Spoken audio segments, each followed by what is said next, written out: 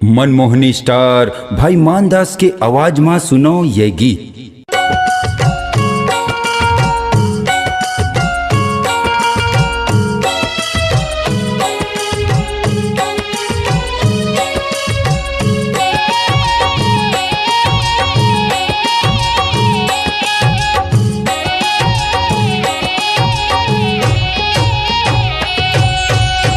गजरा लगाए दाई गजरा लगाए वो चंपा चमेली फूल के गजरा लगाए वो गजरा लगाए दाई गजरा लगाए वो चंपा चमेली फूल के गजरा लगाए वो।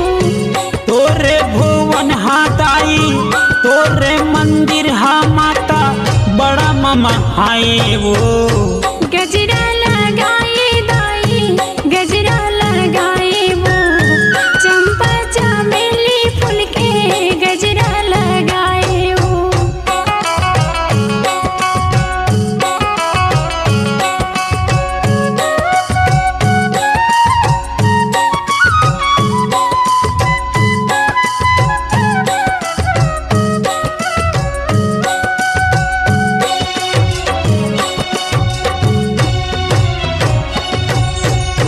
तुम्हरा बेचारा तोरे मुखड़ा बनाए वो मुखड़ा बनाए दाई मुखड़ा बनाए वो।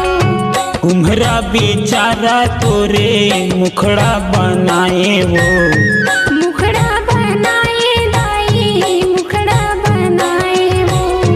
तोरे भुवन हा दाई तोरे मंदिर हा माता बड़ा मम हाय वो गजरा लगाए दाई गजरा लगाए वो चंपा चमेली फूल के गजरा लगाए वो।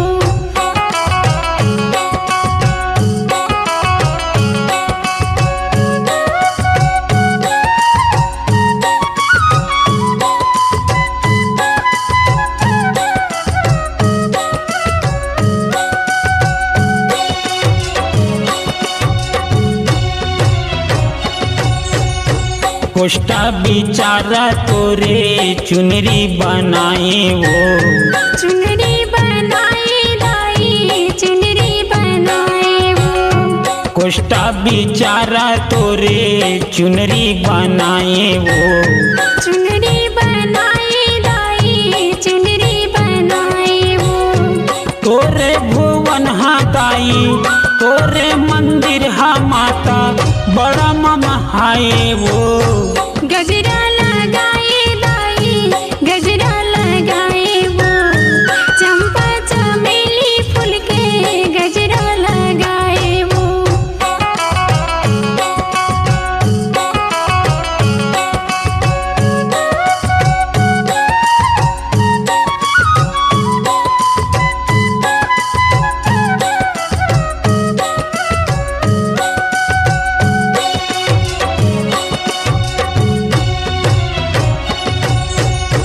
सोनरा बेचारा तोरे मटुक बनाए वो मटक बनाए दाई मटक बनाए वो। सोनरा बेचारा तोरे मटुक बनाए वो मटक बनाए दाई मटक बनाए वो। तोरे भुवन हा दाई तोरे मंदिर हा माता बड़ा ममा हाय वो गजरा लगाए दाई गजरा लगाए वो चंपा चमेली फूल के गजरा लगाए वो। गजरा लगाए दाई गजरा लगाए वो चंपा चमेली फूल के गजरा लगाए वो। तोरे भुवन हा दाई तोरे मंदिर हा माता बड़ा ममा हाय वो।